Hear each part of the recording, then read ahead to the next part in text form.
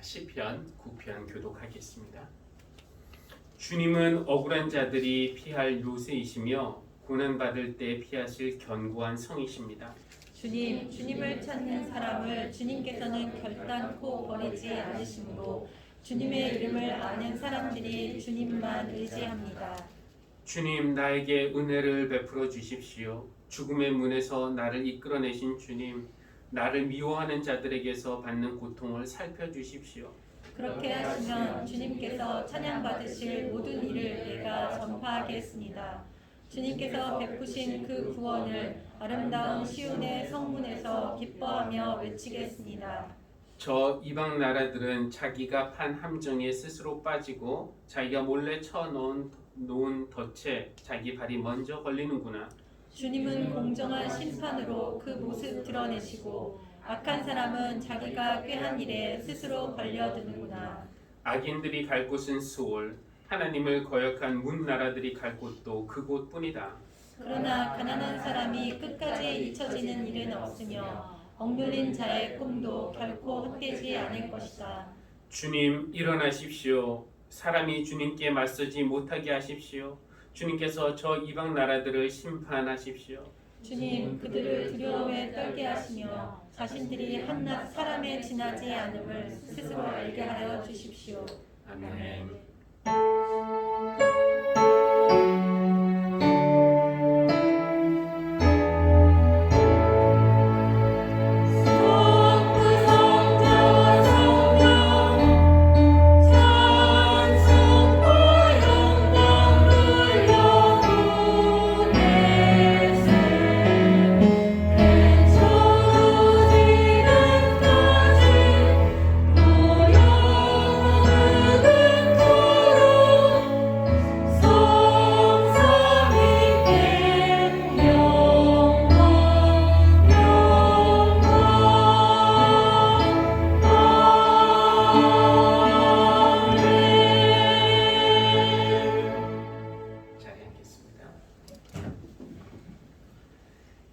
함께 기도하겠습니다. 선하고 인자심이 영원하신 하나님, 따뜻한 가슴으로 자녀를 품어주는 어머니처럼 또 강한 손으로 자녀를 보호하는 아버지처럼 그렇게 우리를 받아주시고 지켜주시는 하나님께 감사와 찬양과 영광을 올려드립니다. 오늘 이렇게 예배로 나와 우리가 주님의 날개 아래 있음을 확인하면서 세상에서 경험하지 못하는 평안과 또 쉼을 맛보게 하심도 감사드립니다. 또 이렇게 예배로 나올 때마다 우리가 누구인지 또 누구의 소유인지 누구와 함께 있는지를 확인하면서 기쁨과 행복도 누리게 하시는 것을 감사드립니다. 하나님, 이렇게 우리 안에는 감사와 기쁨과 만족도 있지만 어느 한순간 이런 감정들이 수증기처럼 사라지고 짙은 먹구름으로 채워지기도 합니다. 타인에 대한 열등감과 질투, 또 비하와 혐오, 미움과 성냄, 이런 것들이 잡초 자라듯이 금방 커지고 또 집채만한 두려움과 의심과 공포가 우리를 집어삼키려는 것처럼 무섭게 느껴지기도 합니다. 치유의 하나님, 이 시간에 이런 우리의 모든 감정들을 주님 앞에 솔직하게 인정하고 내려놓습니다. 주님 안에 머무는 동안에 미움이 용서로, 또 의심이 믿음으로, 두려움이 평안으로 바뀌는 그러한 놀라운 치유와 은혜를 경험하게 하여 주십시오. 하나님, 우리 하늘씨앗 교회를 이루고 있는 사랑하는 교우들을 위해 기도합니다. 무엇보다도 건강의 문제로 두려워하고 걱정하는 교우들을 기억하여 주십시오. 좋은 의사를 만나 정확한 진단과 치료를 받게 하시고 또 진행 중인 치료가 효과를 내게 하시고 무엇보다도 이런 과정을 통해서 자신의 삶을 재정비하고 하나님께 새롭게 나아갈 수 있는 영적인 기회가 되게 하여 주십시오. 우리 자녀들을 위해서도 기도합니다. 어린 자녀들과 청년들이 하나님의 사랑 안에 뿌리 내린 나무가 되어서 자신의 가치를 발견하게 하시고 또 믿음 안에 살면서 열매 맺는 삶을 살기를 원합니다. 그러나 나 혼자 많은 열매 맺는 나무보다는 친구들과 또 이웃과 더불어 하나님의 숲을 이룰 줄 아는 자녀들, 함께 어울려 살 줄 아는 그런 자녀들이 되게 하여 주십시오. 직장 생활을 하는 이들, 또 가정을 살리는 일을 하는 이들, 미래를 준비하는 이들, 우리가 삶의 어떤 자리에 있든지 하나님이 세우신 거룩한 제사장 나라이고 또 예수 그리스도의 제자임을 잊지 않고 거룩한 삶을 삶으로써 세상에 복을 끼치는 존재가 될 수 있도록 우리의 삶을 이끌어 주시기를 기도합니다. 우리 나라를 위해서도 기도합니다.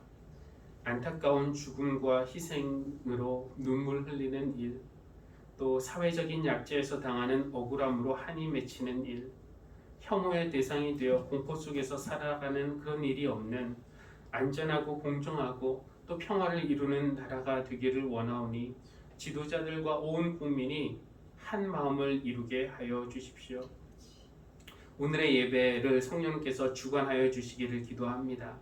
찬양하고 또 기도하고 말씀을 선포하는 그 시간 속에서 하나님의 크신 은혜 경험하게 하시고 또 그 은혜에 응답하여 하나님의 일에 우리 자신을 봉헌하는 그런 결단이 새로워지는 시간이 되게 하여 주십시오.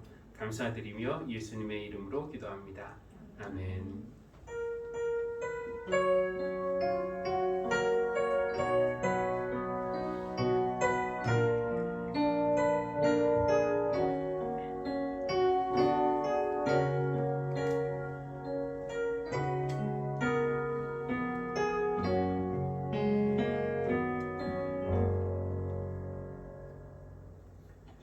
유수미 권사님 성경 봉독 해주시겠습니다. 마가복음 4장 35절에서 41절 말씀입니다. 그날 저녁이 되었을 때 예수께서 제자들에게 말씀하셨다. 바다 저쪽으로 건너가자. 그래서 그들은 무리를 남겨두고 예수를 배에 계신 그대로 모시고 갔는데 다른 배들도 함께 따라갔다. 그런데 거센 바람이 일어나서 파도가 배 안으로 덮쳐 들어오므로 물이 배에 벌써 가득 찼다. 예수께서는 고물에서 베개를 베고 주무시고 계셨다. 제자들이 예수를 깨우며 말하였다. 선생님, 우리가 죽게 되었는데도 아무렇지도 않으십니까? 예수께서 일어나 바람을 꾸짖으시고 바다더러 고요하고 잠잠하여라 하고 말씀하시니 바람이 그치고 아주 고요해졌다. 예수께서 그들에게 말씀하셨다. 왜들 무서워하느냐? 아직도 믿음이 없느냐? 그들은 큰 두려움에 사로잡혀서 서로 말하였다. 이분이 누구이기에 바람과 바다까지도 그에게 복종하는가? 이는 우리에게 주신 하나님의 말씀입니다. 하나님 감사합니다. 요즘 새벽에 사사기를 읽고 있는데 사사기 읽으면서 마음에 남는 그런 구절 하나가 있습니다. 2장 7절 말씀인데 한번 화면 보여주시겠어요? 네. 온 백성은 여호수아가 살아있는 동안 주님을 잘 섬겼다. 그들은 여호수아가 죽은 뒤에도 주님께서 이스라엘에게 베푸신 큰 일을 모두 눈으로 직접 본 장로들이 살아있는 동안에는 주님을 잘 섬겼다. 주님을 잘 섬겼다라는 것은 참 다행스러운 일이지만 두 번이나 반복되는 살아있는 동안이라는 그 표현이 왠지 불길하게 느껴지지 않습니까? 왜냐하면 잘 섬기는 것의 끝이 보이기 때문에 그렇습니다. 이스라엘 백성은 여호수아라는 지도자가 살아있는 동안, 또 하나님 행하신 일들을 직접 본 어르신들이 살아있는 동안에는 주님을 잘 섬겼습니다. 그들이 죽은 다음에는 이야기가 또 달라지죠. 이 어르신들이 살아있는 동안 백성이 주님을 잘 섬긴 이유는 그들이 아마 중심을 잡아 주었기 때문일 겁니다. 요즘 그 젊은이들에게 이 어르신들의 모습이 어떻게 비쳤을까요?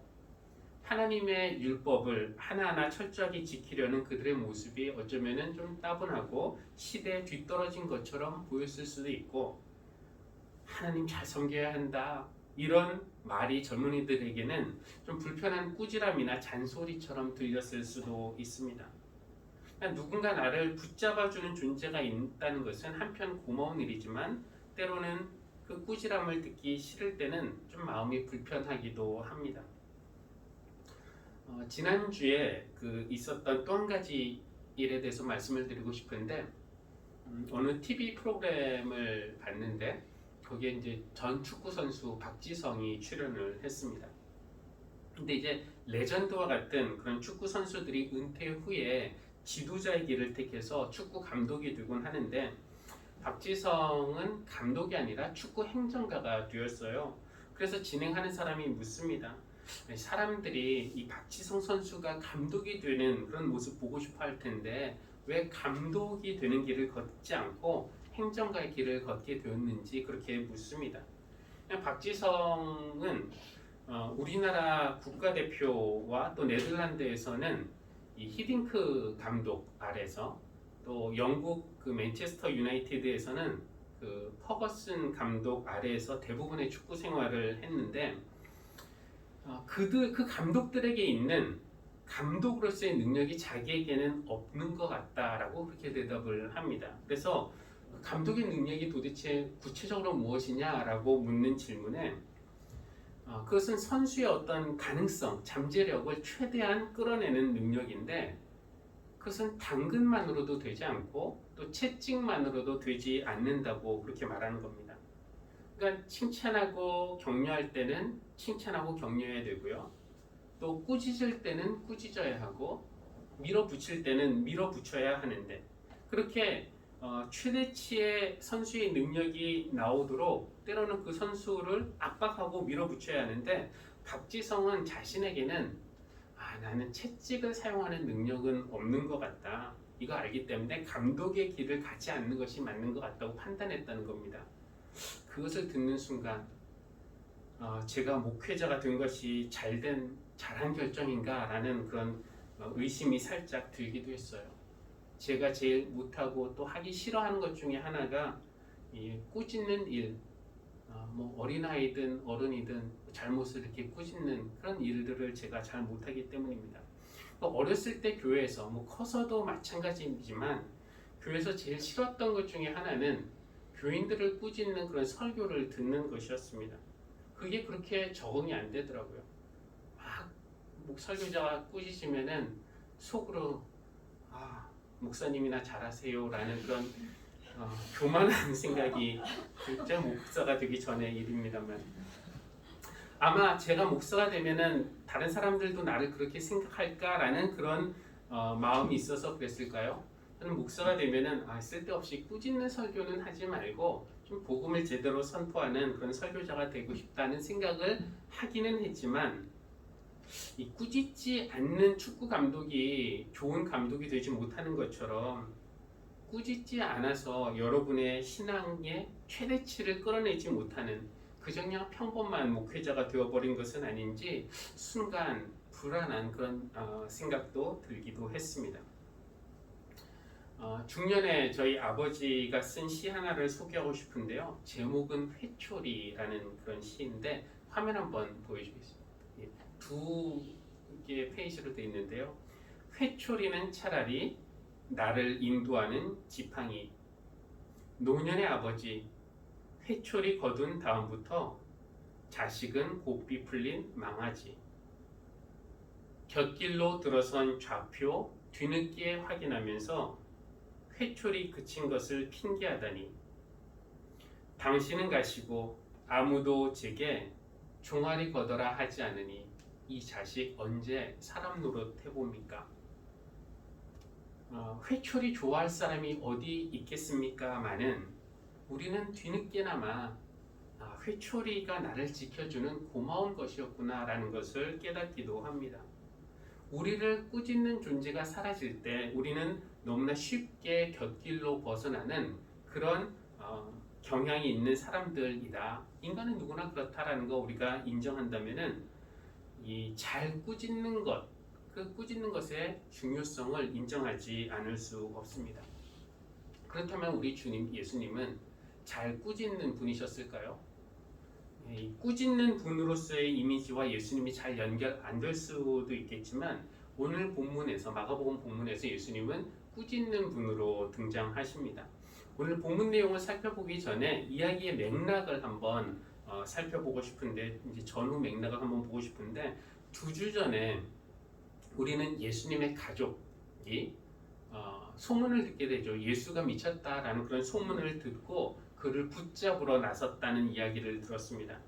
그때 예수님이 뭐라고 하셨습니까? 이렇게 혈연으로 연결된 사람들이 가족이 아니라 사람들에게 뭐라고 그랬냐면 누구든지 하나님의 뜻을 행하는 사람이 내 형제요, 자매요, 어머니다 라고 그렇게 말씀을 하셨습니다.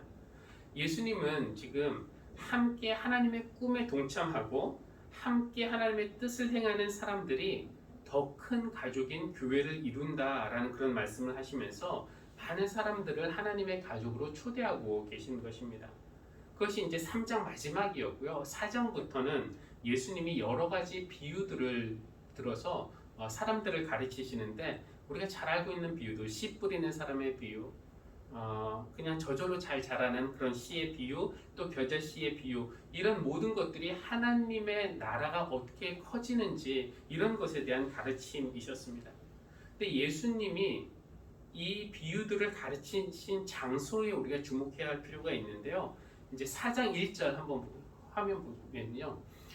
예수께서 다시 바닷가에서 가르치기 시작하셨다. 집 안에서 그렇게 계시다가 나오셔서 바닷가에서 가르치기 시작을 하셨다는 겁니다. 바닷가로 사람들이 몰려왔고 예수님은 그 바닷가에서 너무 사람이 많으니까 이제 배에 타셔서 바닷가에 있는 사람들을 가르치신 것입니다. 그냥 가정이나 회당에서 가르치지 않으셨어요. 이 가정이라는 곳은 뭐 가끔 손님들이 오지만 가족이라는 공간은 그 혈연을 나눈 그 사람들이 사는 그들만 사는 대타적인 장소이고요. 회당 여기는 조금 더 많은 사람들이 모일 수는 있지만 역시 제한적인 장소입니다. 그러나 바닷가는 열린 공간이고 여기는 오고 싶은 사람은 누구나 올 수 있습니다. 그러니까 하나님의 뜻에 동의하고 참여하고 싶은 사람은 다 올 수 있는 공간이 바로 바닷가입니다. 예수님은 출신, 혈연, 배경 이런 것이 중요한 것이 아니라 하나님의 뜻에 동의하는 사람은 다 하나님의 가족이 될 수 있다라고 그렇게 말씀하시는 겁니다. 그러니까 우리가 하나님의 가족이 되는 것은 쉽습니다. 이 믿음의 공동체가 되는 건 쉬운데 그러나 우리가 모여서 이 세상에서 함께 가야 하는 그 길은 그렇게 쉽지만은 않다라는 것을 오늘 본문이 잘 보여주고 있습니다. 이 무리들을 가르치신 후에 저녁이 되었어요. 그러자 배에 타고 계셨던 주님이 제자들에게 자 이제 뭐 집으로 돌아가자 이렇게 말씀 안 하시죠. 바다 저쪽으로 건너가자. 밤인데 하루 종일 일했는데 바다 저쪽으로 건너가자고 그렇게 말씀을 하십니다. 바다 저쪽에는 무엇이 있기에 바다 저쪽으로 가자고 그러셨을까요? 다음 장 5장에 보면은 바다 건너편은 이방인의 지역인 거라사였습니다. 주님이 제자들에게 바다를 건너가자라고 하신 이유는 여기 유대인들에게만이 아니라 이방인들에게도 복음을 선포하고 그들도 하나님의 가족으로 초대하기 위해서였습니다. 하나님이 유대인들에게만 구원의 길을 열어주신 것이 아니라 이방인들에게도 구원의 길을 열어주셨어요. 예수님은 그 일을 위해 오셨고 그래서 제자들에게 바다 저쪽으로 건너가자고 하시는 것입니다. 제자들이 이제 예수님을 모신 그 배를 타고 항해를 시작했습니다. 기분 좋고 신나는 그런 전도 여행이 될 줄 알았는데 어느 순간 거센 바람이 불기 시작하죠. 그리고 파도가 높아지더니 얼마 지나지 않아서 배 안에 물이 가득 차기 시작했습니다. 이 제자들 중에는 이 바다에서 잔뼈가 굵은 그런 어부들도 여럿 있었지만 그들도 당황하고 또 두려워할 정도로 큰 광풍이 불었던 것처럼 보입니다. 게다가 때는 깊은 저녁이었어요. 어두우면은 더 무서워지잖아요. 그냥 우리는 상상할 수 있습니다. 이 제자들이 두려움 속에서 온몸으로 바다와 사투를 벌이면서 살기 위해 애쓰는, 뭔가를 이렇게 붙잡고 살기 위해 애쓰는 그런 제자들의 모습을 상상할 수 있습니다. 근데 이제 마가는 그런 모습과는 전혀, 그런 위태하고 긴박한 광경과는 전혀 다른 아주 대조되는 그런 장면을 아주 간결하게 묘사하는데 뭐라고 하냐면 예수께서 고물에서, 고물은 이제 배 뒷자리를 말하는데 베개를 베고 주무시고 계셨다, 이렇게 이야기합니다. 예수님이 그렇게 주무시는 그런 모습을 발견한 제자들이 깨우면서 화가 난 듯 말하죠. 선생님, 우리가 죽게 되었는데 선생님 아무렇지도 않으십니까? 글쎄요, 제자들의 이런 말도 예수님을 향한 꾸지람 같은 것이었을까요? 제자들이 어떤 말투로 말했는지는 그저 상상할 뿐이지만 원망, 서운함, 그리고 조금의 화남, 이런 것들이 섞여 있음을 우리가 어렵지 않게 느낄 수 있습니다. 제자들이 깨우니까 예수님이 일어나셨어요. 그런 다음에 어떻게 됐는지 성경은 이렇게 말씀합니다. 다음 화면 한번 보겠습니다. 예수께서 일어나 바람을 꾸짖으시고, 이제 꾸짖는 그런 이야기가 나오죠. 바다더러 고요하고 잠잠하여라 하고 말씀하시니 바람이 그치고 아주 고요해졌다. 여기서 예수님이 꾸짖으시는 분으로 등장을 합니다. 근데 바람과 바다를 향해서 꾸짖으십니다. 우리를 향해서 꾸짖으시는 것이 아니라 우리를 위해서 바람을 향해 꾸짖으시는 것입니다. 우리를 두렵게 하는 것들, 우리를 불안하게 하는 것들, 우리를 공격하는 것들을 향해서, 그것이 제자들이 겪었던 이런 예기치 못한 자연재해 같은 것이든지, 아니면 초대교회가 겪었던 예수님에 대한 그 믿음 때문에 받았던 조롱과 소외와 박해 같은 것이든지, 아니면 오늘날 우리가 겪는 실직, 이혼, 불합격, 실패, 암, 통증, 정신병 등에 대한 그런 두려움과 공포 같은 것이든지, 어떤 것이든지 우리 주님이 거센 파도, 거센 바람과 높은 파도처럼 우리를 삼키려고 하는 그런 것들을 향해서 우리 주님이 꾸짖으신다는 것, 그리고 그런 것들이 주님의 꾸지람에 굴복한다는 것이 우리에게 얼마나 큰 힘과 또 위로가 되는지 모릅니다. 말씀 후에 우리가 부를 찬양, 구주여 광풍이 불어, 그 찬송가 후렴 가사가 이렇게 되어 있어요. 다음 페이지 한번 보여주십시오. 사납게 뛰노는 파도나 저 흉악한 막이나 아무것도 주 편안히 잠들어 누신 배 뒤엎을 능력이 없도다. 주 예수 풍파를 꾸짖어 잔잔해 잔잔해. 삶의 거센 바람이 여러분을 두렵게 합니까? 그렇다면은 여러분 안에 누워 계신, 주무시고 계신 주님을 깨우십시오. 아니, 어쩌면은 우리 안에 계신 주님은 이미 일어나 계신지도 모르는데 우리가 주님의 살아계심, 그 사실에 우리가 깨어나야 할 것입니다. 우리 주님께서 여러분을 두렵게 하고 무섭게 하고 불안하게 하고 어둡게 하고 무겁게 하는 그 모든 것들을 꾸짖어 주시기를 바라고, 그래서 잔잔해진 바다처럼 여러분의 마음과 삶이 잠잠해지기를 주님의 이름으로 축복합니다. 그런데 예수님이 바람만 향해서 꾸짖으신 것은 아니에요. 바람과 바다를 꾸짖으신 다음에 바로 다음에 보니까 제자들도 꾸짖으셨습니다. 비록 꾸짖다라는 그런 동사가 사용된 것은 아니지만 예수님 뭐라고 말씀하십니까? 왜들 무서워하느냐? 아직도 믿음이 없느냐? 저에게는 이 말씀이 꾸지람처럼 들리고 또 회초리처럼 느껴지기도 합니다. 그래도 이 꾸지람이 그렇게 싫지 않고 이 회초리가 감사하게 받아지는 이유는 그렇게 꾸짖는 분이 예수님이기 때문에 그분이 거룩하고 맑고 선한 분이시기 때문을 알기 때문이고 그분의 그 말씀이 회초리처럼 우리를 삶의 잡혀서 벗어나지 않도록 지켜준다는 것을 믿기 때문에 그렇습니다. 왜들 무서워하느냐? 아직도 믿음이 없느냐? 예전에는 이 말씀 들으면서 왜 아직도 나를 믿지 못하느냐?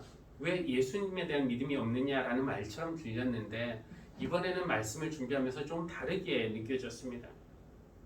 예수님이 보여주신 그 믿음으로 세상의 바람을 꾸짖지 못하는 우리의 영적 무능력에 대한 책망으로 들립니다. 그러니까 이렇게 말씀하시는 것 같아요. 왜 무서워하느냐? 너희가 거센 바람을 향해서 사탄을 향해서 이 세상 풍조를 향해서 너희가 꾸짖어야 하는 거 아니냐? 그런 능력이 너희한테 있다는 것을 왜 믿지 않느냐? 누가 꾸짖을 수 있을까요? 이 생각을 좀 해봤습니다. 누구에게 꾸짖을 자격이 있는가? 우리가 누군가에게 꾸지람을 들을 때 기분 나빠서 당신이나 잘하시오 이렇게 하면서 받아들이기 싫을 때도 있지만 또 어떤 꾸지람은 정말 감사하게 기꺼이 받아들일 때도 있지 않습니까? 저 같은 경우는 언제 그런가? 꾸짖는 분이 맑은 영혼임이 인정될 때 저분에게는 정말 꾸짖을 자격이 있다라는 것이 인정될 때는 그 꾸지람이 감사하게 받아들여집니다. 이제 그렇게 생각해 보면은 꾸짖을 수 있는 사람은 나이가 많거나 힘이 세거나 지위가 높거나 목소리가 큰 사람이 아닌 겁니다. 무게 잡고 소리친다고 해서 꾸짖을 권위가 생기는 것이 아닙니다.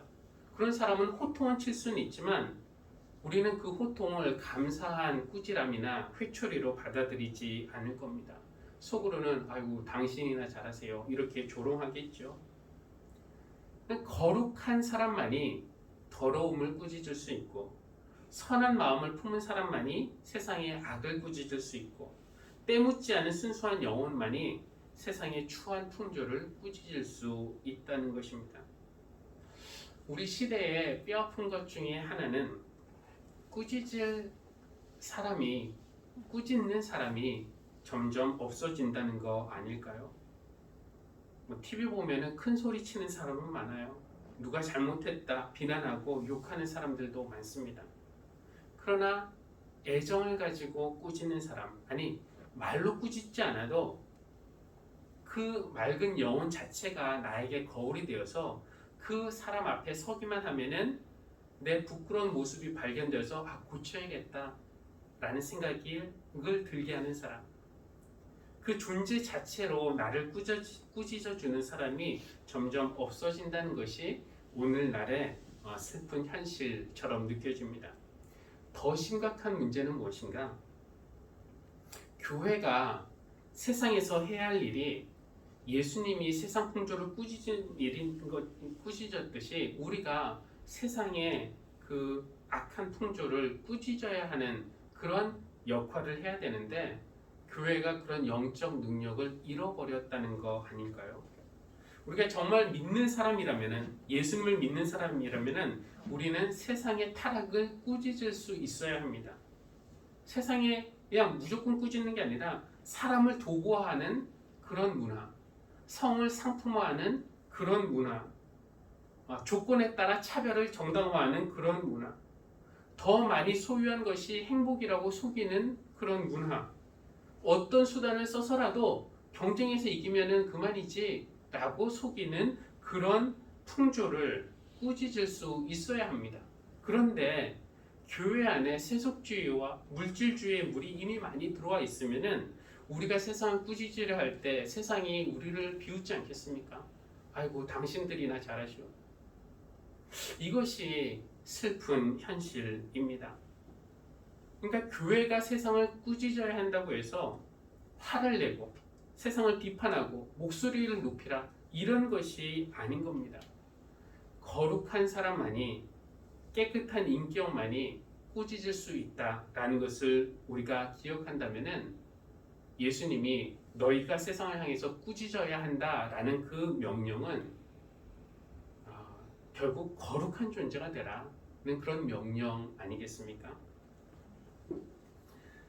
우리의 인생이 한적에 되라면은 예수님은 우리에게 바다 저편으로 건너가자고 말씀을 하십니다.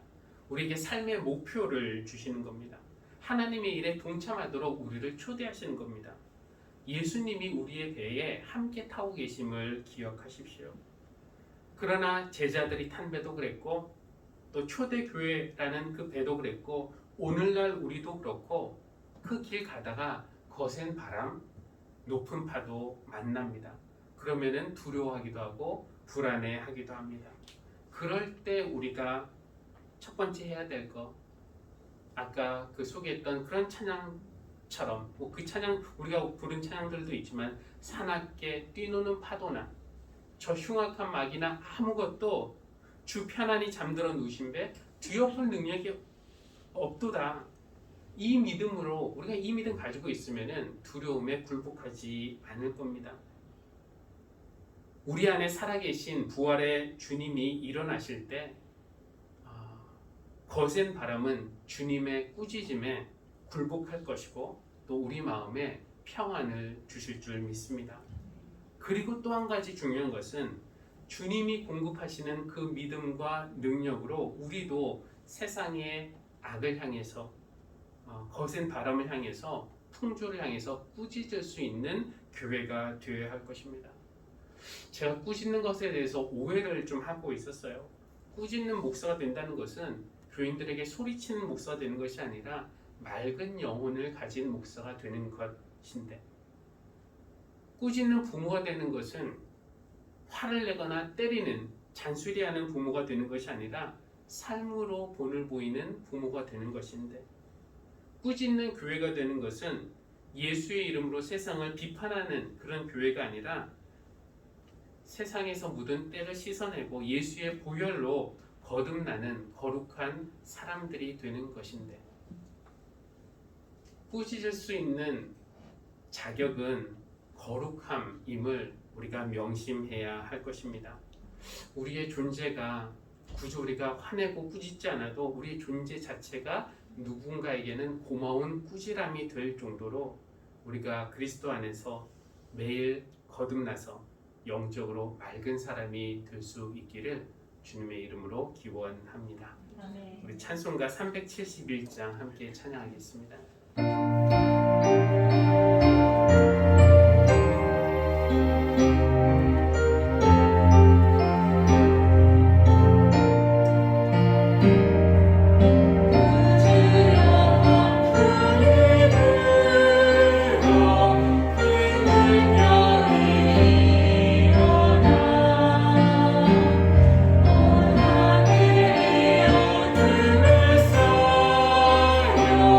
이 할 곳에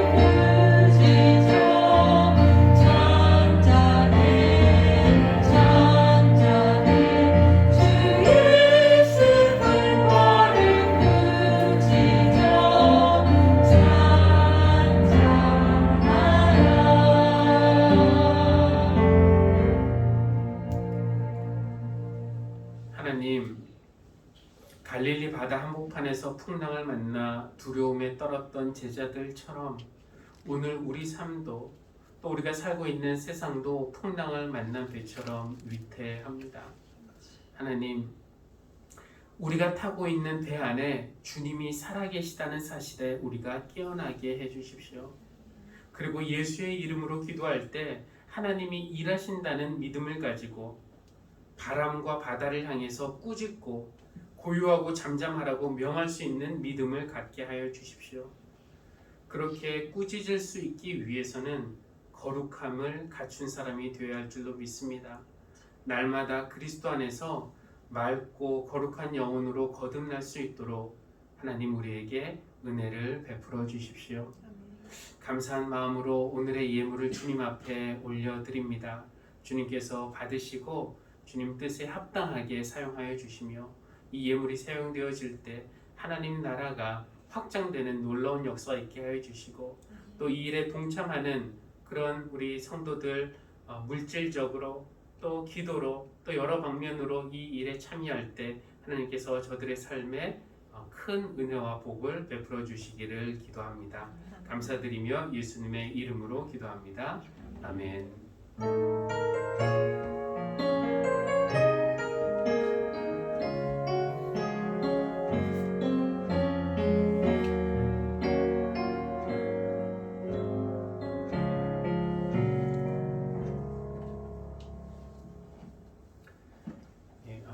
교회 소식 알려드립니다. 우리 교회에 이제 주일 예배 외에도 주중 모임들이 있습니다. 이제 새벽 기도회는 화요일부터 토요일까지 새벽 6시에 하는데 이번 주에는 사사기 5장에서 7장을 읽을 예정입니다.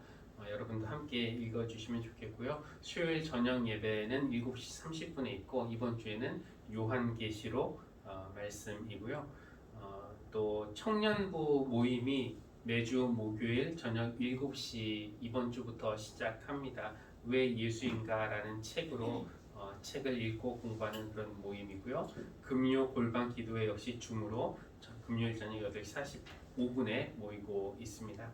그리고 현재 우리가 어린이 예배 영상으로 드리고 있는데 7월 첫 번째 주일부터 대면으로 이렇게 드리려고 합니다. 루마니아의 배우진 선교사님이 한국에 머무는 동안 7주 동안에 어린이 예배를 섬기려고 합니다. 그래서 일부 예배 후 이제 11시부터 정도가 될 텐데 어린이 예배 드릴 수 있도록 어린이도 그렇고 또 교사들도 함께 해주시면 좋겠습니다. 그리고 7월부터는 이제 지금 현재 교회 예배 인원 드릴 때 우리가 20명 정도로 예배를 드릴 수 있는데 7월부터는 예방 접종자는 1차 접종 후 14일이 경과한 자가 예방 접종자인데 예배 인원 산정할 때 포함되지 않습니다. 그래서 접종하신 분들은 뭐 우리가 다 이제 어느 정도 알겠지만 이제 그렇게 많아지면은 우리가 지금 10시, 12시로 나누지 않고 예전처럼 11시 한 번에 예배를 드릴 수 있는 그런 날이 속히 오지 않을까 싶습니다. 또 강남구청에서 마스크를 보냈는데 여러분 필요하시면은 마스크를 넉넉하게 받아왔으니까 가지고 가시면 되겠습니다. 우리 자리에서 일어나서 찬송가 635장 부른 후에 축도로 예배 마칩니다.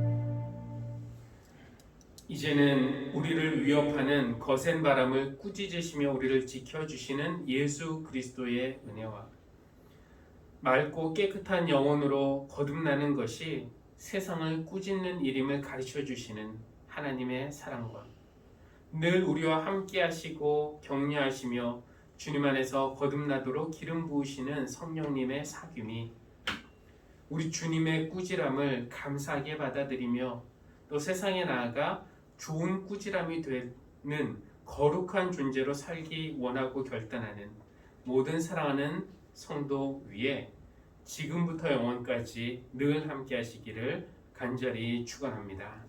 아멘.